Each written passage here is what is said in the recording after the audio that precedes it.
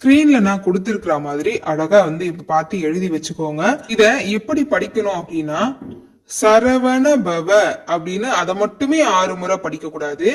அதாவது மொத்தமா சேர்த்து 6 முறை படிச்சுட்டு திரும்பவும் ஃபர்ஸ்ட் இருந்து ஆரம்பிச்சு 6 முறை படிக்கணும். ஒரு முறை நான் படிச்சு காமிக்கிறேன், கேளுங்க. சரவண பவ ரஹன பவச ஹன பவசர நபவ சரஹ பவசரஹன வசரஹன பவ அப்படின்னு ஒரு முறை படிச்சுட்டு திரும்பவும் முதல்ல இருந்து ஆரம்பிக்கணும்.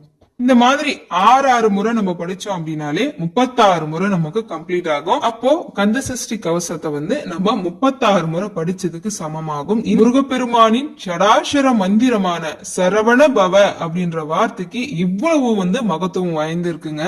இவ்வளவு சக்தி வாய்ந்த மகத்துவம் வாய்ந்த மந்திரத்தை நமக்காக கொடுத்த கந்தசஷ்டி கவசத்தை எழுதிய தேவராய சுவாமிகளுக்கு நம்ம கொடான கோடி நன்றிகளை சொல்லணும். கந்தசஷ்டி கவசத்தில் ஒளிந்துள்ள மகத்துவத்தையும் அதே சமயம் அதனுடைய சூட்சமமான வழிபாட்டையும் நமக்காக அருள செய்த நமக்கு எடுத்துரைத்த பாமன் ஐயா அவர்களுக்கும் நம்ம வந்து நன்றி சொல்ல கடமைப்பட்டிருக்கோம்.